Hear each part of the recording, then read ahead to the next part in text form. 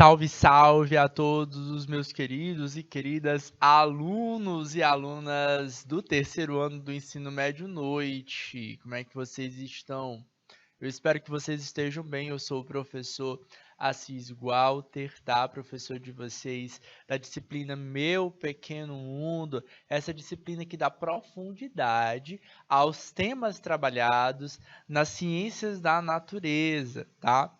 A gente está trabalhando nesse mês, nesse período letivo de julho, tá? Temas associados ao corpo humano, à microscopia, ao funcionamento do corpo humano, numa perspectiva microscópica, tá? Que essa é a proposta da disciplina, né? Do meu pequeno mundo, mundo pequeno.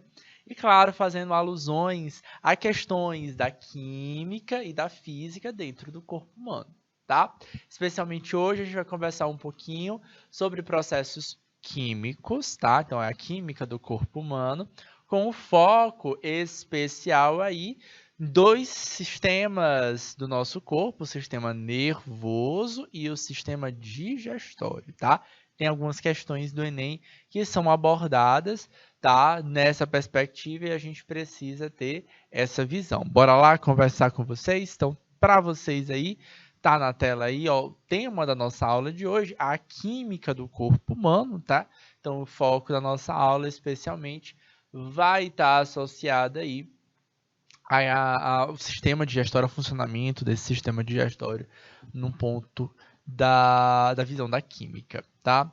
Então, hoje a gente começa a nossa aula aqui relembrando para vocês alguns conceitos da biologia. Ah, professor, a biologia é química, é física? O que é isso? Gente, é ciências, tá? É ciências da natureza. A gente separa biologia, química e física por didática, tá? O nosso corpo mesmo não está separando, olha, nesse ponto aqui vai entrar a física, nesse ponto aqui vai entrar a biologia. Não, o nosso corpo ele simplesmente funciona e funciona muito bem, tá? É uma máquina para lá de sofisticada. Então, ela é complexa, tá? A gente começa a nossa aula revisando alguns temas da biologia para que a gente possa, de fato, entender o processo químico aqui dessas reações, das reações da digestão, tá? Então, um dos pontos que a gente tem importantes aqui é o nosso sistema nervoso. O que é o nosso sistema nervoso? O sistema nervoso é um dos sistemas mais importantes e relevantes que a gente tem, porque eles transmitem sinais, tá? Eles vão transmitir esses sinais aqui, que podem ser de dois tipos, tá? Eles podem ser sinais elétricos, e aí o sistema nervoso vai ser comparado muito a um fio elétrico, tá? Muitas vezes, tá? Porque basicamente é isso que está passando, são elétrons dentro desses neurônios, tá? Ou podem ser neurotransmissores. E aí a gente está falando de compostos químicos que são produzidos dentro desses neurônios, tá? E aí esses neurotransmissores podem influenciar muito o nosso comportamento, as nossas ações. Entram aí alguns neurotransmissores como a serotonina, a endorfina, a dopamina e por aí vai, certo? Que são muito abordados hoje em dia, tá? Na maioria das espécies animais, tá? E digo mais, dos vertebrados, tá? Não é a maioria das espécies de animais de um modo geral, diria mais dos vertebrados, tá? Eles constituem de duas partes o que a gente chama de sistema nervoso central e sistema nervoso periférico. O sistema nervoso central, ela tá marcado aqui para vocês, ó, representado em duas partes, no que a gente conhece como encéfalo e na medula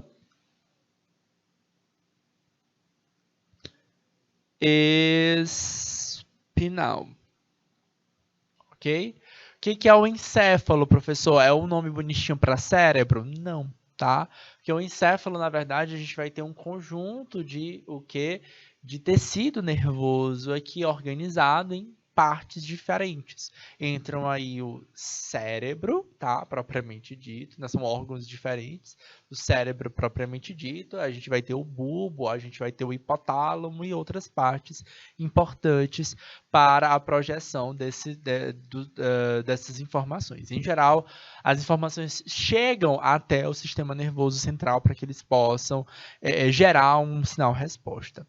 ou a medula espinal. Cuidado, não é medula espinhal, tá? É espinal. E se você ler essa palavra, não acho que está errado, porque de fato ela compõe o sistema nervoso central. Normalmente a medula espinal ela vai estar abraçadinha aonde? Pela nossa coluna vertebral, tá? Ela é fechadinha dentro dela, tá? Inclusive, se a gente tem algum rompimento, alguma fratura dentro dessa medula espinal, na nossa coluna vertebral, dependendo do nível, pode gerar alguma paralisia, né? Seja aí a pessoa paraplégica ou tetraplégica, por exemplo. Tá? E fora isso, a gente vai ter o sistema nervoso periférico, que sai desse sistema nervoso central. Vai ter uma conexão íntima entre eles, tá? Normalmente, a gente vai ter respostas do sistema nervoso periférico que levam informações ao sistema nervoso central, que vai processar essa informação, certo? E nos dando alguma resposta. E como eu disse para vocês, essa resposta pode vir através de um impulso elétrico, tá? Nos elétrons, ou pode vir através de uma condução, através de um neurotransmissor, levando a gente a ter alguma modificação dentro do nosso corpo, tá? Dentro do sistema nervoso periférico, a gente vai encontrar um sistema nervoso mais específico, chamado sistema nervoso entérico. E ele é especial por quê? Vários motivos, tá? Primeira coisa, ele é entérico porque ele está responsável ele está no nosso sistema gastrointestinal. Tá? O sistema nervoso entérico ele é encontrado ao longo de todo o trato gastrointestinal.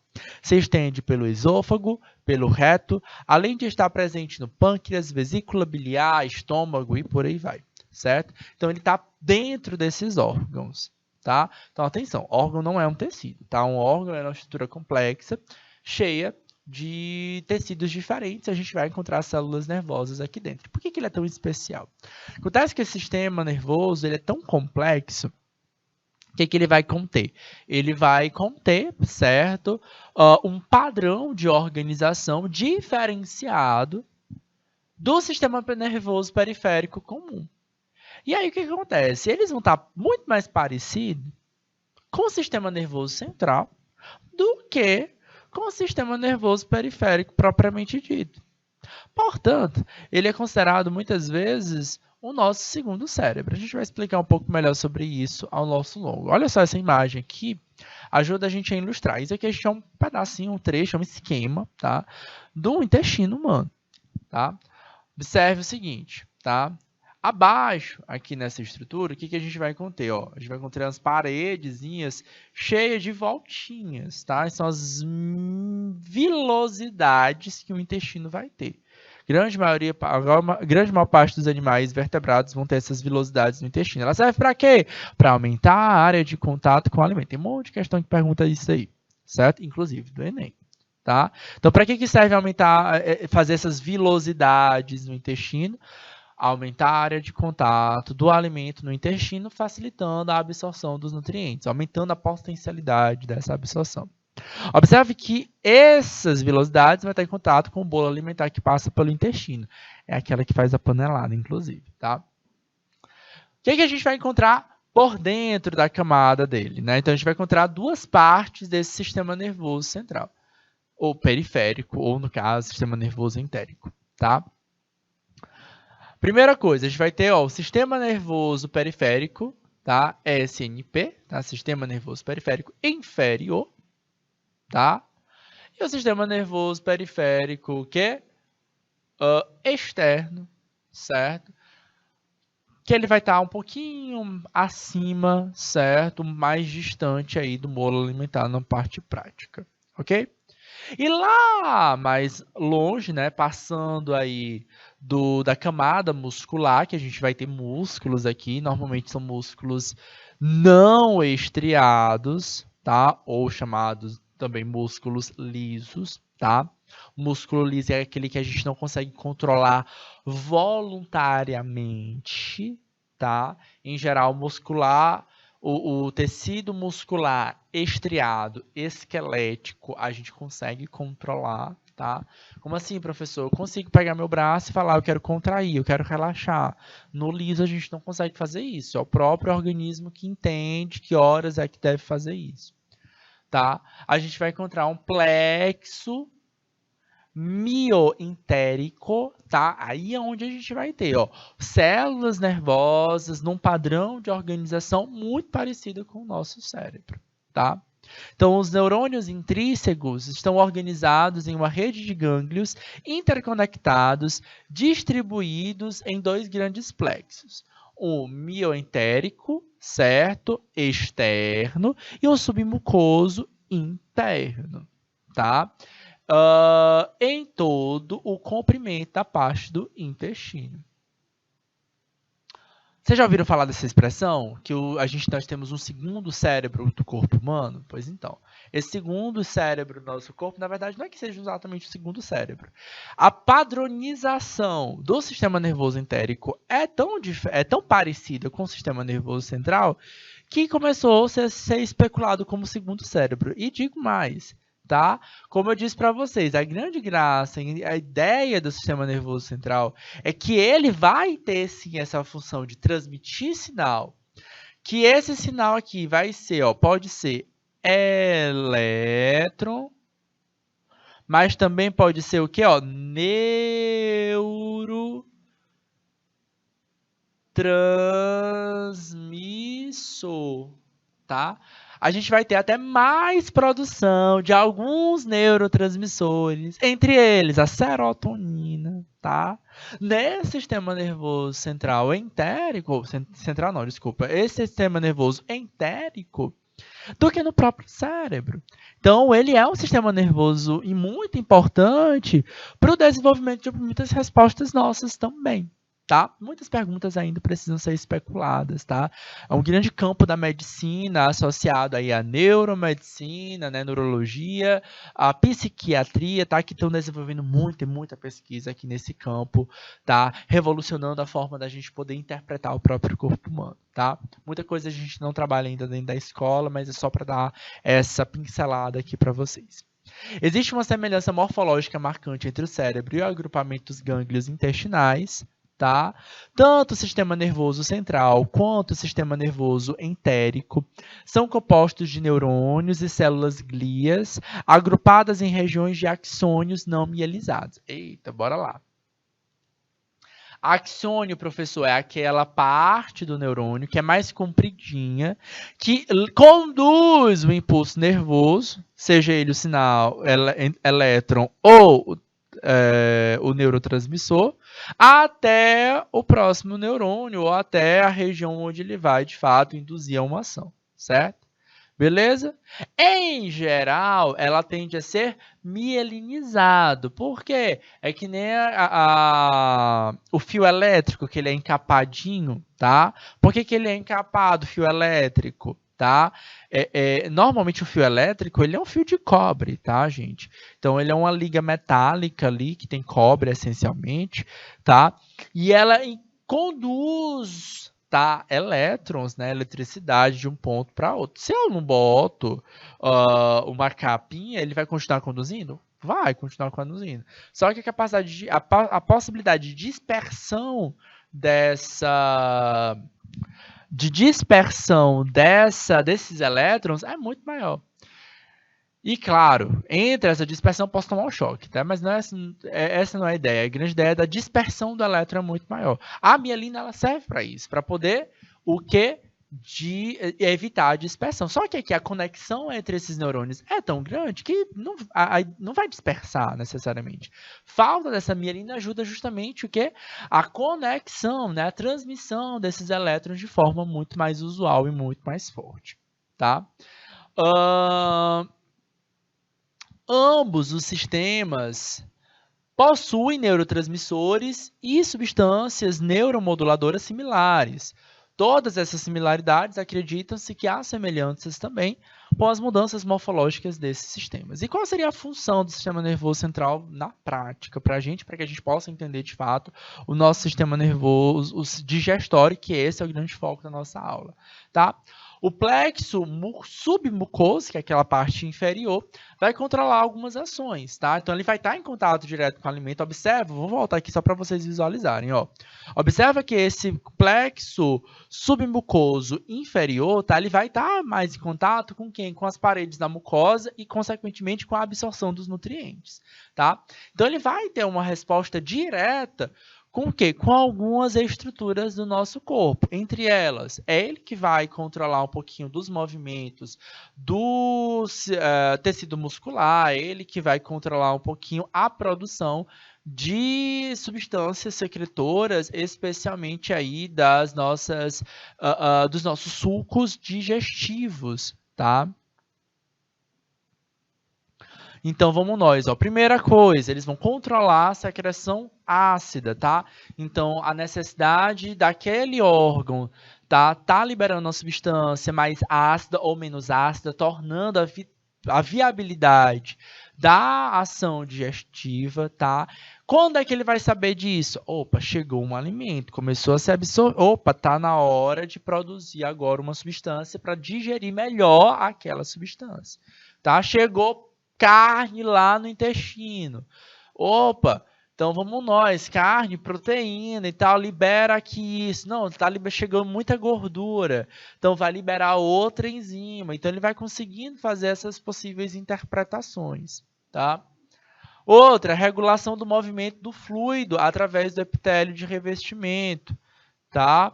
Como assim, professor? Vamos nós, ele está ali associado ao que é o movimento peristáltico associado aos músculos, embora aqui seja o epitélio, mas ele está aqui associado também aos músculos, tá? Não estriados, tá? Mudança do fluxo sanguíneo. Entenda que o alimento ele está sendo absorvido e ele vai ser absorvido principalmente ali pelos vasos capilares sanguíneos que passam pelo intestino. Não me alimentei agora, não comi agora, eu não preciso estar com esses vasos com tanto fluxo sanguíneo, certo? Então, esses neurotransmissores estimulam aí a condução do sangue por um canto ou por outro, tá? Modificação e manuseio dos nutrientes, tá? E a interação do sistema imunológico. Opa! Então, esse sistema nervoso entérico, ele é tão diferente, ele vai ser parecido ali com o sistema nervoso central, não à toa. A gente precisa, tá, ter uma resposta direta com essa diversidade de alimentos que a gente absorve diariamente, tá? Sim, diariamente. Então, consequentemente, se eu precisasse levar uma resposta, uma informação lá para o cérebro processar. Opa, não, agora volta, manda para o intestino, manda a resposta para o PAN. Isso ia demorar muito mais. Então, eu tenho as respostas que podem ser produzidas diretamente ali. É meio que quase uma descentralização aí de funções motoras associadas aí ao sistema digestório, tá? E vamos nós, química, agora vamos entrar na parte química do processo mesmo, tá? Enzima digestiva, o que é isso, professor? Enzima digestiva são proteínas, tá? E a função dela é acelerar. Toda enzima é catalisadora de energia, tá? Catalisam reações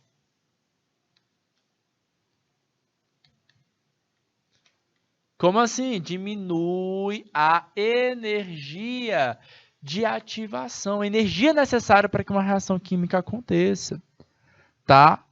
Então, a reação fica muito mais fácil. As enzimas digestivas, em especial, elas vão fazer essa ação aqui, ó. Elas vão facilitar a quebra de moléculas maiores, tá? Essa é a grande ideia. Atenção, cuidado aqui, tá? Elas quebram moléculas, ou seja, eu tenho uma molécula grandona e eu passo a ter uma outra molécula que pode também ser grande, mas é outra molécula. Então, tem uma reação química acontecendo aqui, que vai precisar de energia, que vai liberar energia também. A quebra de moléculas libera energia. Tá? Então, tem toda uma questão aqui associada à ação química. Mas outro ponto importante que eu já circulei é uma proteína. Tem uma estrutura sequencial aqui. Tá? Esse é um ponto importante aqui para que a gente possa entender até mesmo o funcionamento dessas proteínas. Elas podem ser produzidas naturalmente no nosso corpo ou ingeridas a partir da alimentação, assim acelerando as reações químicas no organismo. Tá? Como qualquer proteína, ela é gerada através do processo de tradução, tá? Tem um processo de síntese proteica, tá? Na hora que a gente vai gerar uma proteína, tá? Numa síntese proteica básica, a gente gera a estrutura proteica da estrutura primária, tá? Então, é uma sequência linear de quê? De aminoácidos. Se vocês pararem aí, derem um zoom aí nessa imagem, vocês vão ver estrutura primária, vocês vão ver vários quadradozinhos. Aí a gente vai ter a metionina, a lisina, a glicina, a leucina, a valina, a alanina, a histamina.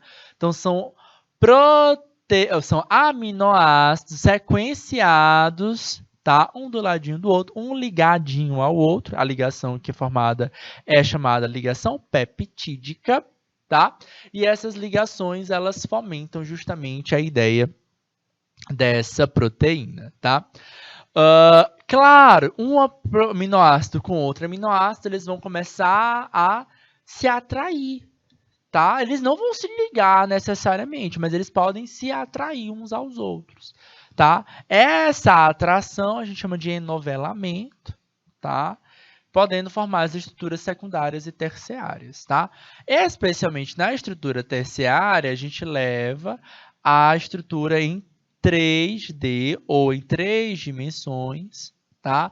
Que levam àquela história do chave-fechadura, tá? Toda proteína vai ter essa visão, tá? Vai ter essa estrutura em 3 dimensões, na qual toda proteína reconhece especificamente quem ela quer reconhecer.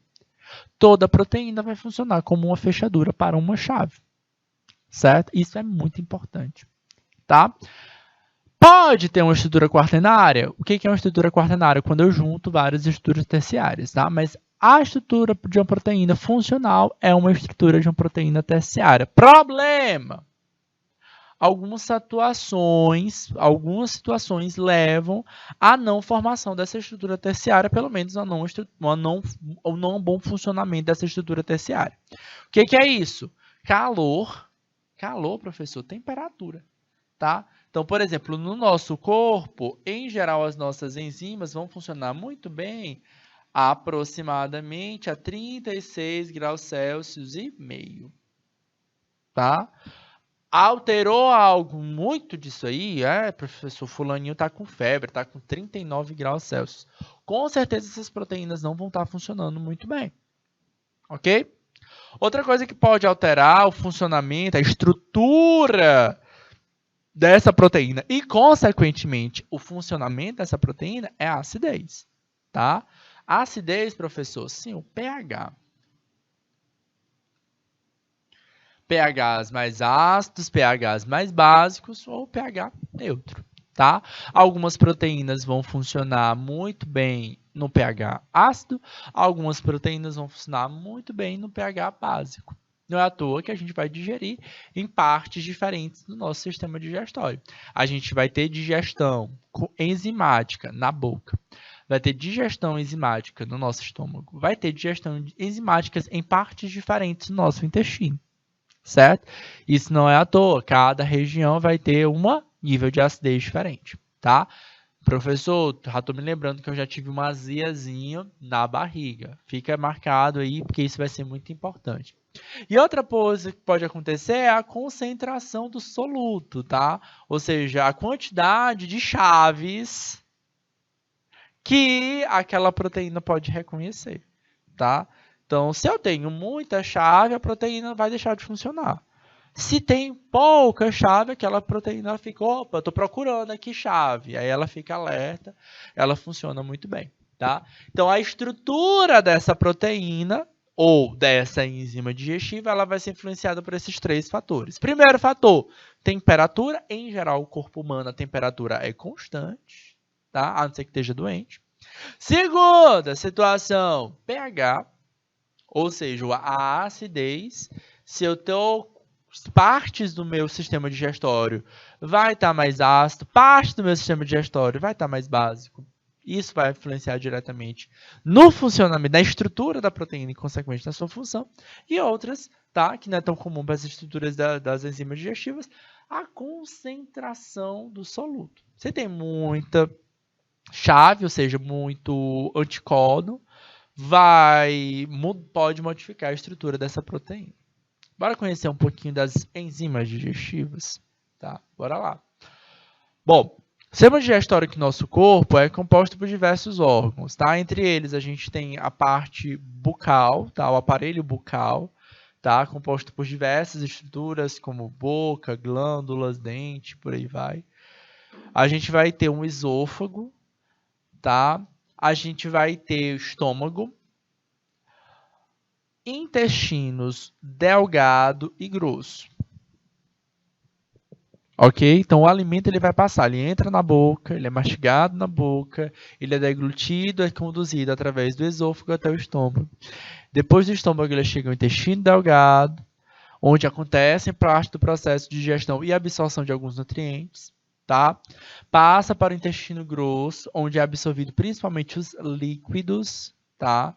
Então as nossas fezes vão ter aquela estrutura mais solidificada depois do intestino grosso, tá? Mas vão existir também alguns outros órgãos importantes, entre eles o fígado, o pâncreas, tá? Que vão fazer parte também desse processo, porque eles vão acabar produzindo algumas substâncias digestivas, tá? Na boca, gente, é produzida substância digestiva, é produzida enzima aqui. Como eu disse para vocês, a temperatura não importa muito para a gente. E, na verdade, nem a concentração de substâncias também vai importar muito agora, pelo menos no ensino médio. Mas a pH, aí o pH é a hora que pega a gente, porque isso importa. Na boca, tá? Em geral, o nosso pH da boca é neutro. É claro, você vai tomar um suco de limão, vai ficar mais ácido, tá? Mas em geral, o pH da boca, ele é neutro, tá? E se vocês souberem bem, tá? Algumas bactérias que estão na boca ajudam muito a controlar parte desse pH, tá? A saliva, ela vai ter um conjunto de compostos, não é só água na boca, ele vai ter um conjunto de compostos que vão controlar a microbiota da boca, tá? Para justamente ajudar o controle dessa acidez, tá?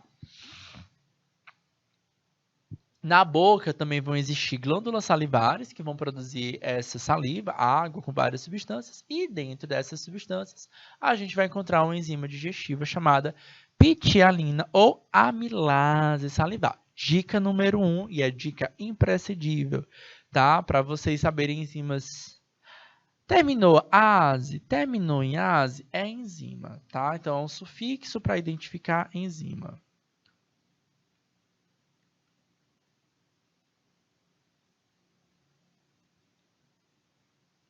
Ajuda muito. Tô perdido, professor, não sei muito bem como decorar e tal. Terminou em ase, é enzima, porque às vezes confunde a gente, né? A gente vê lá a palavra amido, amilase, a gente vê outras palavras como clorofila, aí você fica celulose, celulase, você fica, opa, e agora? Estou um pouquinho perdido aqui nesse processo. Em geral, esse sufixo ele vai ser antecedido de um prefixozinho, tá? De um radical, normalmente, prefixo não, de um radical, que é muito parecido com a palavra original. A amilase vai lembrar a palavra amido. Ah, professor.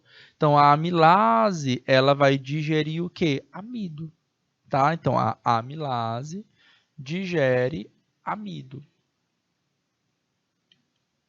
Ela quebra o amido em que, professor? Em moléculas menores. Amido é um carboidrato, tá? Então, eu vou botar aqui, ó, um riscozinho, porque ele está quebrando o amido, certo? Beleza? Então, quando a gente bota um pãozinho na boca, tá? Se você deixar o pãozinho lá, ele meio que começa a derreter ali na tua boca sem tu nem precisar mastigar. É o efeito da amilase, certo? O alimento, ele passa, desce pelo esôfago, lembra lá que o sistema nervoso está ajudando a controlar o movimento peristáltico. Em geral, o movimento peristáltico que acontece no nosso sistema digestório é unidirecional, em geral, tá? Depois que você deglutiu, ele só tem um caminho para ir. Para onde? Sair pelo reto. Acabou. Então, o movimento ele vai controlando ali para fazer com que aquele alimento passe, certo? Numa única direção. Exceto no esôfago. Pode acontecer no esôfago dele fazer o movimento inverso. Por quê? Porque ele pode querer expulsar. Tá? Então, se tu começa a passar mal e tal, não sei o quê, então o teu esôfago ele tem aquela capacidade do sistema nervoso de fazer o caminho inverso em uma situação muito específica, simplesmente para te livrar, tá? de morrer, tá? E por estar se alimentando de um alimento intoxicado, tá? Apenas o esôfago consegue fazer isso. Mas, em geral, o próprio esôfago também só tem um sentido para ir. Então, deglutiu, manda para o estômago e no estômago ele vai continuar ali nos processos de digestões. Em geral, tá? O estômago ele vai produzir alguma substância. Chegou lá, células nervosas, opa, tá na hora de produzir o alimento. Em geral, o que acontece? As células do sistema nervoso entérico já vão perceber que é hora de produzir o alimento, o suco gástrico, na hora que a gente começa a sentir o cheiro de um alimento, tá? Então começou a mastigar, e é por isso que o pessoal fala, mastiga devagar, tá? Para poder o sistema nervoso conseguir induzir a produção correta de substância secretora, tá? Para que as células nervosas no estômago tenham um sinal de saciedade, tá? Então a gente vai ter um conjunto de células nervosas no próprio estômago responsáveis por isso. Então, ter uma alimentação equilibrada é importante, mas ter uma alimentação também espaçada, né, devagar, com calma, desligar aí da nossa rotina louca do dia a dia, ajuda muito nesse processo também de controle, tá? Nervoso nesse processo. Uma das coisas que eles vão produzir para a gente, tá? O estômago, é um suco gástrico, que basicamente nele vai ter a produção de uma substância também de HCl, ácido clorídrico, tá? Que deixa esse pH bem, o quê? Ácido, tá?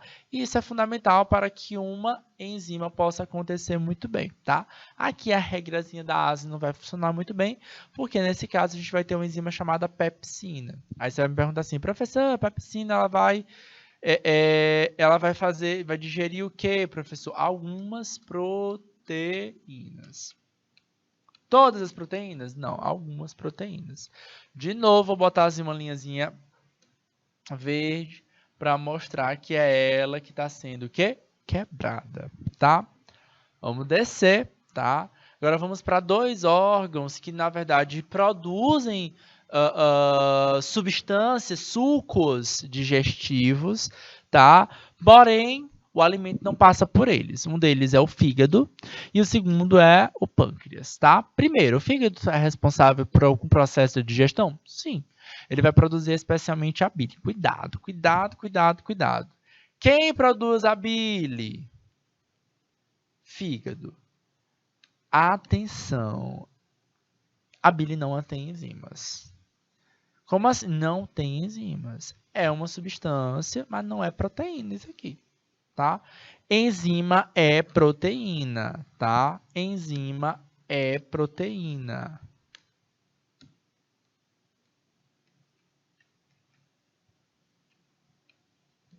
Tá? E o que é a bile mesmo, professor? A bile é emulsificante de gordura, tá? Então, o que a bile é? Ela emulsiona essa gordura, ela torna a gordura em algo menor, funciona como um detergente, tá? Quem produz? Fígado. Mas tem uma vesícula chamada vesícula biliar que a gente costuma se confundir um pouquinho nesse processo. Por quê? Porque a vesícula biliar, ela não produz, ela guarda essa bile por um tempo. Então, por cá, comecei a comer. Aí, comi uma comida cheia de gordura. O que o meu corpo faz? Eita! Manda uma grande quantidade aí de bile para poder conseguir lavar essa gordura, né? Imagina aí que um prato vai ficar bem sujo, cheio de gordura, nosso estômago, nosso intestino também. Então, a bile, né, ela é produzida pelo fígado, ela fica armazenada lá na vesícula biliar. E aí, quando a gente come uma quantidade mais intensa de gordura, a gente manda uma maior quantidade aí de bile concentrada na vesícula biliar. É comum que a maioria das pessoas, depois de determinada idade, tenha algum problema na vesícula e tenha que operar, né? Tenha cálculo na vesícula, justamente porque ela é uma região que acumula substância, certo? Beleza? O pâncreas, ela é essencialmente uma glândula, tá? Mas ela acaba produzindo também um suco pancreático, que vai ser liberado bem no começo do intestino delgado, tá? Aí, interessante para vocês é o seguinte, tá? A boca, ela é um neutro. Quando o alimento chega no estômago, ele é ácido, ok. Quando ele sai do estômago, ele ainda sai ácido. Aí eu preciso lembrar o seguinte, o resto do intestino vai ser base, vai ser neutro de novo, tá? Como é que a gente pode controlar a acidez para que esse alimento volte a ficar neutro, tá? Então eu preciso ter uma substância aqui que leve, tá, aquele bolo alimentar a voltar a um quadro de neutralidade em pH. Aí o suco pancreático que justamente vai fazer esse controle, tá? Então a gente vai ter bicarbonatos aqui, ó. A gente vai ter bicarbonatos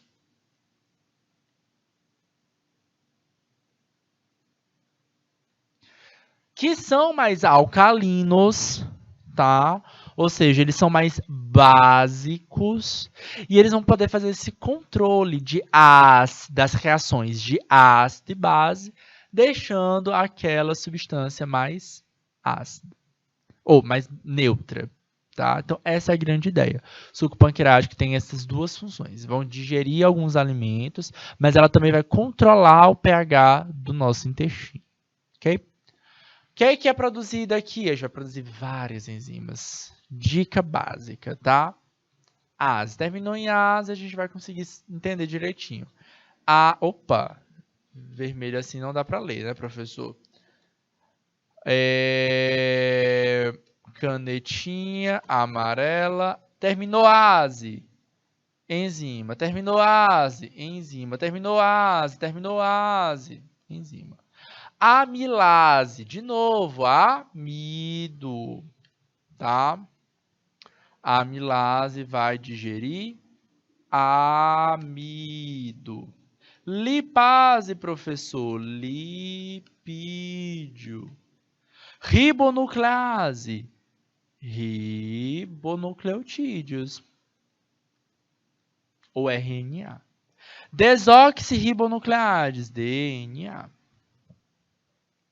Professor, a gente vai digerir RNA e DNA? Pois é, tá? Porque a gente precisa dessa base para que a gente possa gerar os nossos DNAs e os nossos RNAs. Professor, tô vendo que o senhor pulou aí a tal da tripsina. De novo, né? Quando já aparece essa palavrinha, proteína. Então, a regra nem sempre funciona. Aí a gente decorando aqui um pouquinho quem é proteína, tá? Quais são elas, né? A tripsina produzida no pâncreas, a pepsina produzida no estômago, elas funcionam em quê? Em pHs diferentes. A pepsina funciona no pH ácido, a tripsina vai funcionar no pH básico. Atenção, é no básico, não é no neutro. E lá no intestino a gente também tem um suco entérico, tá? No qual a gente vai ter, de novo, as ases da vida. Tá, vamos nós, tá? Heteroquinase, maltase, sacarase, lactase, peptidase. Fácil. Heteroquinase, heteroquitinas. Maltase, maltose é um carboidrato. Sacarase, sacarose é um carboidrato, é açúcar. Lactase, digere a lactose, tá? Então vamos botar aqui, ó, para vocês. Peptidase, peptídeos. Lactase vai digerir o que? A lactose. Tá? É do leite, ó, é o carboidrato, não é proteína, é o carboidrato do leite. Muita gente não consegue produzir lactase, aí aquele leite fica acumulado ali no nosso intestino e começa a ser fermentado por bactérias, e aí gera aquelas gases, aquela indigestão e, claro, o clássico, intolerância à lactose. Sacarase, professor, sacarase. Rose, maltásia, maltose, lá das cervejas maltadas, tá? São tipos de carboidratos diferentes. Elas são produzidas no intestino e elas funcionam em pH neutro. Bora fechar essa aula com questões, tá? Questões do Enem aqui para vocês. Questão 2021, tá? Habilidade... Edital de 2020. Um pesquisador colocou uma mesma quantidade de uma solução aquosa digestiva, pepsina. Aí, ó, basicamente eu precisava saber isso. Pepsina. Pepsina é uma enzima que vai digerir. Enzima que age sobre proteínas.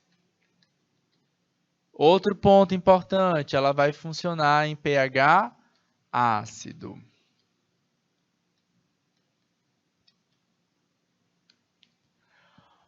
Ele botou uma enzima digestina pepsina em 5 tubos de ensaios. Em seguida, adicionou massas iguais de alimentos descritos no quadro. Alimentos foram deixados em contato com a solução digestiva em um mesmo intervalo de tempo. Aí ele colocou aqui, ó, tubos de ensaios 1, 2, 3, 4, 5, tá? Cada um desses tubos de ensaio tem alguns alimentos. No tubo de ensaio número 1 temos leite em pó, no tubo de ensaio número 2 temos manteiga, no tubo de ensaio 3 temos aveia em flocos, tubo de ensaio 4, alface, tubo de ensaio 5, fubá, milho cozido. Gente, não é que você vai tomar o leite, você vai dizer, tem só carboidrato, tem só gordura aí. Não, gente, olha lá, o leite tem água, proteína, lipídio e carboidrato. Você vai botar uma carne, tá? Você vai ter tudo isso também. Você vai botar manteiga, tem água, todos eles têm. Só que, claro, a porcentagem entre eles vai mudar, tá? Qual é a grande ideia? Tá? Qual é a pergunta? A pergunta está aqui embaixo. Ó. Sempre leia, deixa destacado a pergunta, porque isso é que importa para a gente, tá? A maior quantidade de produtos metabolizados ao final do teste foi obtida em qual tubo? Opa, a única coisa que você precisava saber era isso. Que pepsina quebra proteína. E o que eu quero? Eu quero a maior quantidade de produto metabolizado. O que eu preciso saber? Quem tem mais quantidade de proteína, professor? Oxi, só isso? Só. Então, eu já estou me dando a informação. Enem, gente, me dá muita base de dados. Eu não preciso saber que o leite de pó tem muito carboidrato, ou tem muita proteína. Não, tá? Ele tem muito carboidrato. 40% dele é carboidrato, mas não preciso saber disso. Eu preciso saber quem tem muita proteína. Então, o foco aqui é só olhar a quantidade de proteínas, galera. Certo? Quem é que tem mais proteína aqui? Leite em pó. Certo? Que vai ser muito digerido. Aonde? Nele. Então, qual a alternativa que tem aí ao leite em pó? Alternativa A. Tranquilo, tá? Professor, também tem muito carboidrato? Tem, também tem muito carboidrato, tem muita gordura, também é 24%. Pouco por cento de água, tá? É um bom alimento para ser fonte de proteína. Alimentos fonte de proteína tem que ter pelo menos mais de 3%, tem 26%, muita proteína, tá? Carboidrato, entre os carboidratos que a gente vai ter em açúcares de modo geral, tem sacarase também, a gente também vai ter aí como exemplo a lactase. E é aí onde pode nascer o problema da intolerância à lactose. Queridos, foi um prazer estar com vocês agora nesse primeiro semestre. A gente vai se encontrar novamente no próximo semestre. Um grande abraço para vocês. Se preparem aí para o Enem e Bora lá. Até mais, queridos. Até outra oportunidade. Tchau, tchau.